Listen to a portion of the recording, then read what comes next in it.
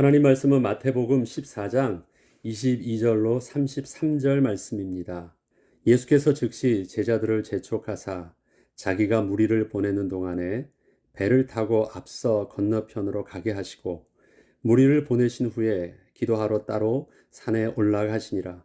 저물매 거기 혼자 계시더니 배가 이미 육지에서 술이나 떠나서 바람이 거스름으로 물결로 말미암아 고난을 당하더라. 밤 사경에 예수께서 바다 위로 걸어서 제자들에게 오시니 제자들이 그가 바다 위로 걸어오심을 보고 놀라 유령이라 하며 무서워하여 소리 지르거늘 예수께서 즉시 이르시되 안심하라 나니 두려워하지 말라. 베드로가 대답하여 이르되 주여 만일 주님이시거든 나를 명하사 물 위로 오라 하소서 하니 오라 하시니 베드로가 배에서 내려 물 위로 걸어서 예수께로 가되 바람을 보고 무서워 빠져가는지라 소리 질러 이르되 주여 나를 구원하소서 하니 예수께서 즉시 손을 내밀어 그를 붙잡으시며 이르시되 믿음이 작은 자여 왜 의심하였느냐 하시고 배에 함께 오름에 바람이 그치는지라 배에 있는 사람들이 예수께 절하며 이르되 진실로 하나님의 아들이로소이다 하더라. 아멘. 오늘의 본문은 앞장에서 나누었던 제자들이 예수님의 말씀에 따라 순종하고 경험했던 두 가지 기적, 즉 둘씩 짝을 지어 각자 마을로 가서 예수님의 이름으로 예수님과 똑같은 기적을 베풀었던 일과 다시 예수님께 돌아와서 예수님과 함께 오병이어로 5,000명을 먹이는 기적을 체험했던 일이 있은 후에 바로 이어서 연결된 이야기가 오늘의 무리를 걸으신 예수님과 베드로의 물속에 빠져들게 되었던 사건입니다. 앞서 두 가지 사건을 경험했던 제자들의 마음과 생각은 어떠했을까요? 혹시 이제는 자신들도 예수님과 비슷한 위치까지 올라갔다고 생각하지는 않았을까요? 예수님께서는 오병이어의 기적을 베푸신 후에 즉시 혼자 무리를 각자 집으로 보내시기 시작하셨고 그동안 제자들을 재촉하사 배를 타고 앞서 건너편으로 가게 하셨습니다. 이렇게 하면 제자들을 따르던 수많은 무리들로부터 제자들을 분리하여 제자들이 제대로 쉴 수 있었기 때문이었습니다. 그렇지만 예수님께서 이렇게 하신 이유가 한 가지 더 있으셨습니다. 사역을 마치고 돌아왔던 제자들과 제자들의 사역 때문에 몰려들었던 수많은 무리들로 인해서 예수님은 그동안 할 수 없었던 하나님과의 조용한 기도의 시간을 새롭게 갖기 위함이셨습니다. 23절에 보면 무리를 보내신 후에 기도하러 따로 산에 올라가시니라 저물매 거기 혼자 계시더니 라고 기록되고 있습니다. 제자들이 3년 동안 예수님을 따라다니면서 배우고 경험했던 수많은 가르침과 기적들이 있었지만 저들이 예수님께서 잡히시기 전날까지도 제대로 깨닫지도 못했고 제대로 예수님처럼 흉내조차 낼 수 없었던 한 가지 일이 있었습니다. 그것은 평상시 예수님께서 홀로 한적한 곳을 찾아다니시며 기도하시던 그 비밀을 제대로 깨닫지 못한 것이었습니다. 그렇지만 나중에 예수님이 부활하시고 승천하신 후에는 제자들도 예수님처럼 이젠 그 기도가 무엇인 줄 알고 기도처를 찾아 기도하는 모습들을 우리는 또 성경을 통해서 볼 수 있습니다. 아무튼 이때는 제자들이 잘 몰랐습니다. 예수님께 기도란 영적인 호흡과도 같은 것이었습니다. 기도 생활은 예수님의 삶 속에서 가장 우선된 부분을 차지하는 일이셨습니다.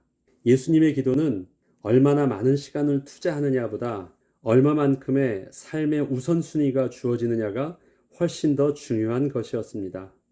예수님은 늘 여행 중이셨고 수많은 무리들과의 만남도 약속된 시간과 장소에서 일어난 일이 아니었기 때문에 삶의 스케줄들은 늘 일정하지 않았지만 때론 더 일찍 일어나셔서 때론 더 늦게까지 잠을 청하지 않으시면서도 기도하시는 것을 결코 멈추지 않으셨습니다.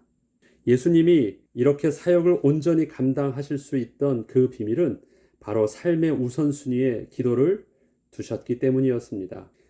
예수님 자신도 하나님의 도우심이 아니면 사역을 감당하실 수 없으셨습니다. 예수님 자신도 자신이 이 땅에서의 사역과 기적의 비밀이 바로 성부 하나님께서 위임해 주셨던 그리스도의 권세를 온전히 의지하여 순종함으로 사용하셨던 것임을 잘 알고 있으셨습니다.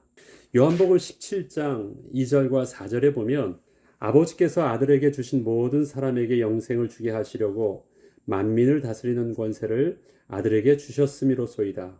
아버지께서 내게 하라고 주신 일을 내가 이루어 아버지를 이 세상에서 영화롭게 하셨사오니 라고 예수님께서 잡히시기 전날 마지막 기도하실 때 당신의 모든 사역들을 하나님 앞에서 하나님께서 하게 하셨던 사역을 그대로 순종함으로 감당하셨던 것을 고백하고 있습니다.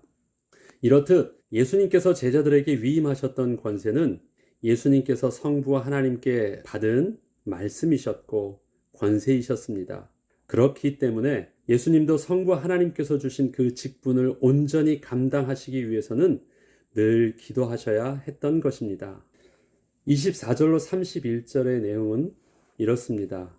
앞서 출발했던 제자들을 태운 배가 바다의 중간쯤에 이르렀을 때 제자들이 가는 방향을 거스리는 바람이 불게 되었고 제자들은 바람이 거스리는 물결로 말미암아 제대로 앞으로 진행을 하지 못하면서 고난을 당하고 있었습니다.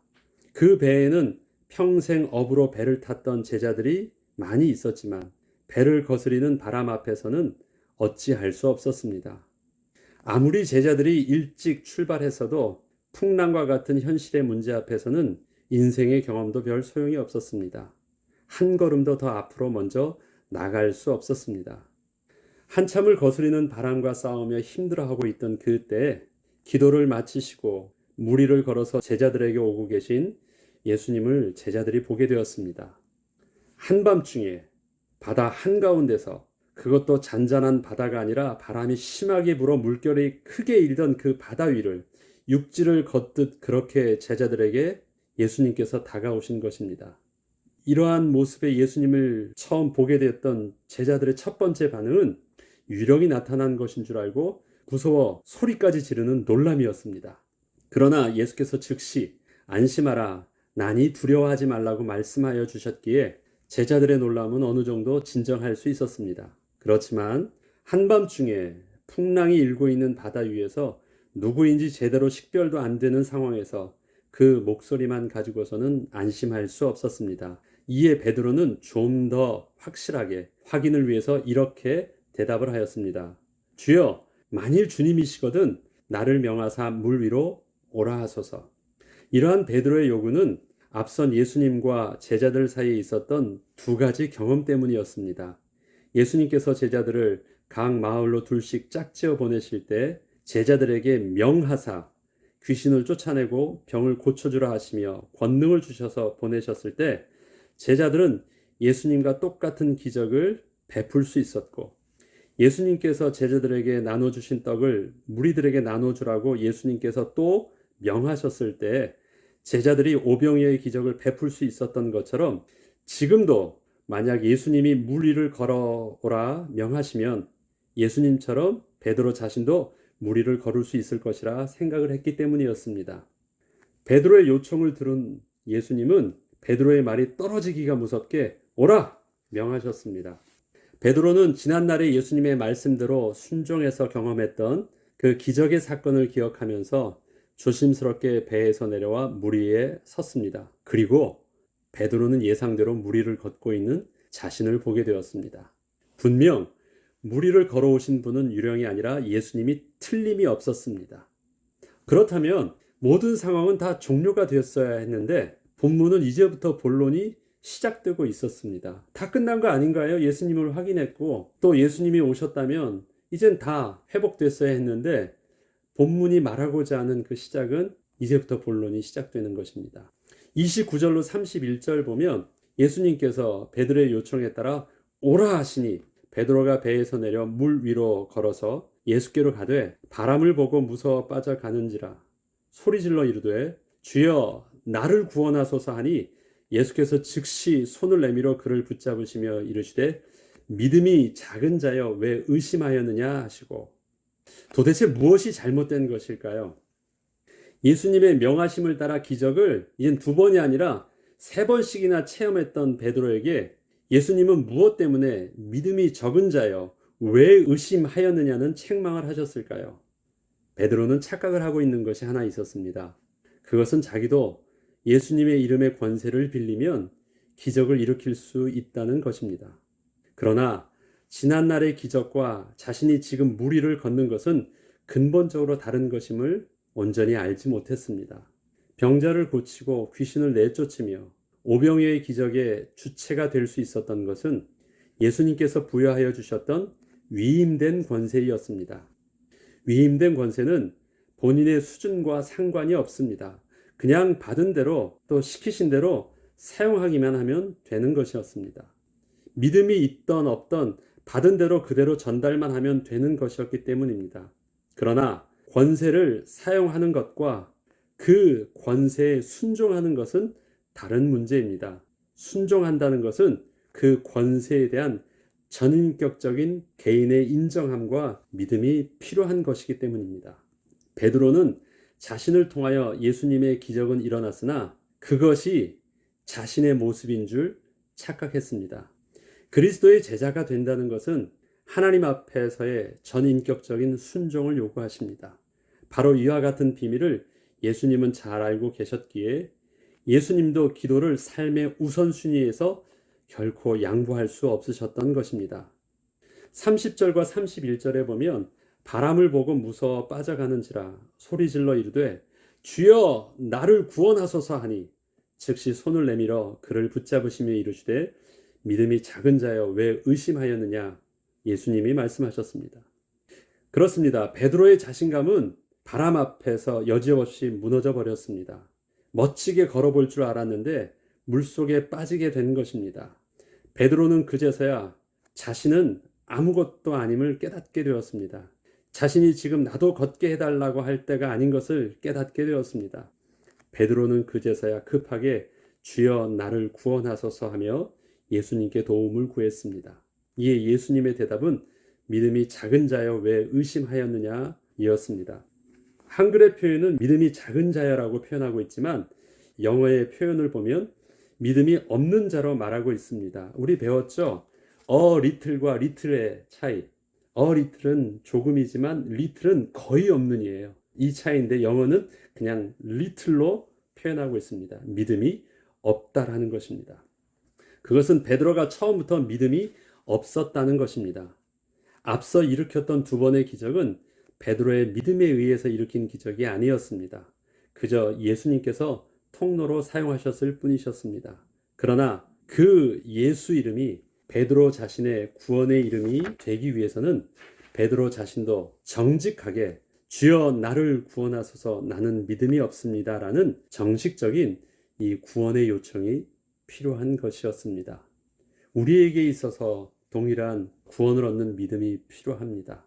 아무리 교회를 열심히 다녔다고 할지라도 또 아무리 주님을 위해서 수고하고 봉사하며 많은 일들을 감당했다고 할지라도 그것이 내가 구원을 받았다라는 증거와 또 확신은 될 수 없습니다. 개인이 하나님 앞에서 예수 그리스도를 나의 주인으로 영접합니다. 나는 주님이 내 안에 주인이 되어주지 못하시면 나는 결코 하나님의 자녀가 될 수 없습니다. 내 안에 오셔서 나를 다스려 주시옵소서. 주여 나를 구원하옵소서라는 전인격적인 믿음의 고백이 없이는 그는 구원은 얻을 수 없습니다. 교회 안에서도 주의 일들을 능력을 가지고 했던 많은 사람들이 있습니다. 심지어 귀신들도 그런 능력을 베풀기도 해요. 그러나 구원을 얻는 믿음은 분명히 주님 앞에서 전인격적인 믿음의 고백이 있어야 됩니다. 베드로는 지금 그 고백을 이제서야 하게 된 것입니다.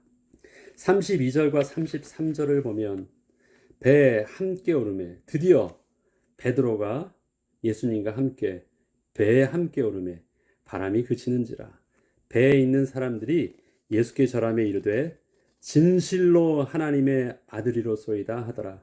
이제서야 배에 있던 제자들도 그 예수님을 진실로 하나님의 아들이셨습니다 라고 고백하게 되었습니다. 어부였던 베드로의 능력이 아니라 천지 만물의 주인이신 예수 그리스도와 함께 배에 오르게 되었을 때 그동안 한 걸음도 더 앞으로 움직일 수 없던 인생의 한계의 문제가 멈추고 비로소 주님과 함께 새로운 출발을 하게 되었습니다. 우리의 인생도 마찬가지입니다. 자그마한 일들은 인생이 그저 내가 조금 노력하고 핸들링하면 삶을 극복할 수 있어요. 그러나 우리 인생에 태산과 같은 풍랑과 같은 큰 문제 앞에 서게 되면 우리의 인생의 경험과 능력과 배경을 가지고 할 수 없어서 빙빙 그 현실 앞에 묶여서 빙빙 돌고 있는 우리의 모습을 발견하게 됩니다.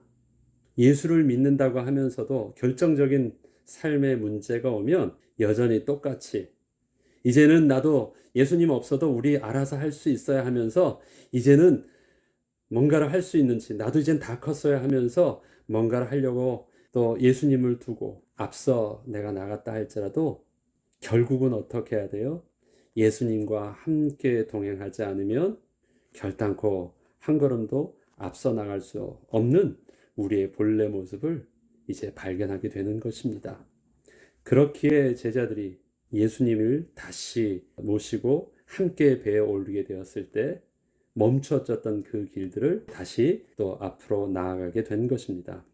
그렇습니다. 우리에게 기도란 선택사항이 아닙니다. 구원을 얻는 믿음의 고백이요.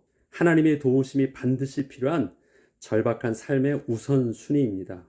주님이 우리를 사용하실 수 있습니다. 그러나 그것이 나의 모습인 줄 착각하면 안 됩니다. 주님의 이름을 증거하며 쓰임받는 모습은 주님의 권능의 모습이지 그것이 죄인된 나의 삶의 나의 실제 모습은 결코 아니기 때문입니다. 죄로 부패하고 오염된 우리가 주님의 사역을 온전히 감당하기 위해서는 사역에 앞서 정직하게 우리의 모습이 주님 앞에서 쓰임받도록 날마다 주님의 도우심을 구하는 예수님의 기도의 비밀을 잊지 말아야 하겠습니다. 마지막으로 요한복음 17장 11절과 11절에는 그러하게 예수님의 사역에 대해서 이렇게 고백하고 있습니다. 나는 세상에 더 있지 아니하오나 그들은 세상에 있사옵고 나는 아버지께로 가옵나니 거룩하신 아버지여 내게 주신 아버지의 이름으로 그들을 보존하사 우리와 같이 그들도 하나가 되게 하옵소서. 내가 그들과 함께 있을 때에 내게 주신 아버지의 이름으로 그들을 보존하고 지켰나이다. 그렇습니다. 주님은 이렇게 홀로 계실 때 제자들은 몰랐지만 당신 자신과 제자들을 위하여 끊임없이 기도하셨던 것입니다.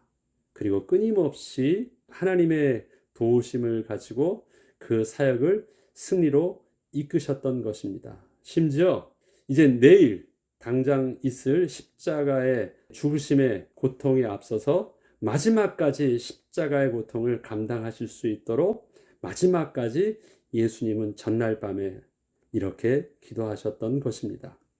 예수님이 이 땅에 계실 때 하셨던 그 모습대로 우리에게서도 그렇게 예수님의 기도의 본을 본받아 도우심을 구하는 삶을 이제는 우리들도 제자들도 살 수 있도록 예수님의 마지막의 기도가 그런 기도였다면 저와 여러분이 이제는 이 땅에 주님과 함께 살 때 내가 아무리 신앙생활을 오래 하고 아무리 많은 것을 더 배우고 또 아무리 내가 주의 이름으로 교회에서 응답도 받고 사역을 많이 했다 할지라도 여전히 우리의 삶 속에서 주님과 함께하고 예수의 이름을 붙잡고 기도하며 도우심을 구하며 성령의 인도함 받는 일들은 주님께서 우리를 부르시는 그날까지 멈춰서는 안 될 우리의 겸손함과 결코 놓쳐서는 안 될 삶의 우선순위가 되어야 될 것입니다. 함께 기도하겠습니다.